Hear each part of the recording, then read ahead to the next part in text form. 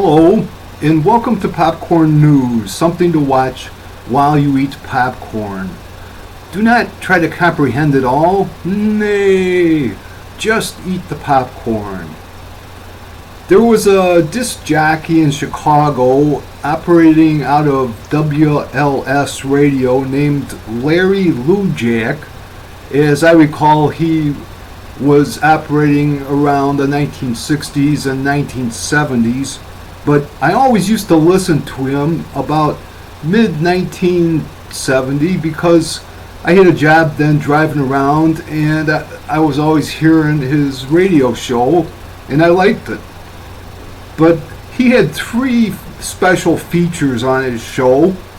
One was animal stories. One was the clunk letter of the day, originally called the crank letter of the day, and the cheap, trashy showbiz report. If you have a little trouble getting started in the morning, what you need is a little cheap trash. Larry Lujack's cheap, trashy showbiz report. Flash Hollywood. What you need is Chicago's favorite morning disc jockey. Larry Lujack. Uncle Larry gets more people going than anyone else. So if he can't get you started, nothing can. Larry Lujack, super job. So that's by way of giving acknowledgement to Larry Lujack for the title of today's Popcorn News, the cheap, trashy showbiz report. And the cheap, trashy news today comes from Hollywood, as found in a report in The Hollywood Reporter. Leonardo DiCaprio, the Malaysian money scandal, and his, quote, unusual, end quote, foundation, by Gary Baum, August 17th, 2016. Certain donations to the Oscar winners charity, according to the Justice Department, came directly from a multi-billion-dollar embezzlement drama in Southeast Asia. July 20th, under a tent at a vineyard in Saint-Tropez, or do you say Saint Tropez, brimming to his specifications with booze, billionaires, and babes, Leonardo DiCaprio was preparing to host glitzy charitable events. Fundraiser for his Leonardo DiCaprio Foundation. But earlier that day, the U.S. Justice Department was filing a complaint that suggested the recent Oscar winner is a bit player in the planet's largest embezzlement case, totaling more than $3 billion siphoned from a Malaysian sovereign wealth fund called 1MDB. Complaint does not target DiCaprio per se. He's referred to only as Hollywood Actor 1. But the scandal shines a light on a charitable foundation. And much like the gala, or do you say gala, in Saint-Tropez, with its expressions of 1%er excess, ostensibly in support of saving the environment, guests helicoptering in to dine on a whole sea bass after watching a short film about the dangers of overfishing.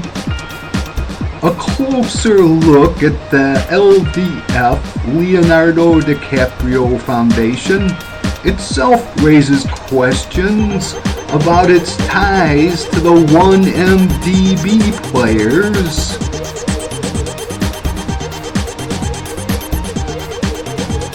And there he is, Leonardo DiCaprio, And I can't help but notice how he looks a lot like the Lewis Cipher. I can't help but notice how he looks a lot like the Lewis Cipher character played by Robert De Niro in the movie Angel Heart. Leonardo DiCaprio? But what gives human life its worth anyway? Because someone loves it, hates it. The flesh is weak, Johnny.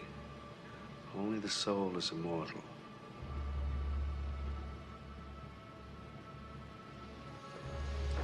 And yours belongs to me. Again, Leonardo DiCaprio in the Lewis Cipher character. The flesh is weak, Johnny. Only the soul is immortal. And yours belongs to me. I merely notice the resemblance.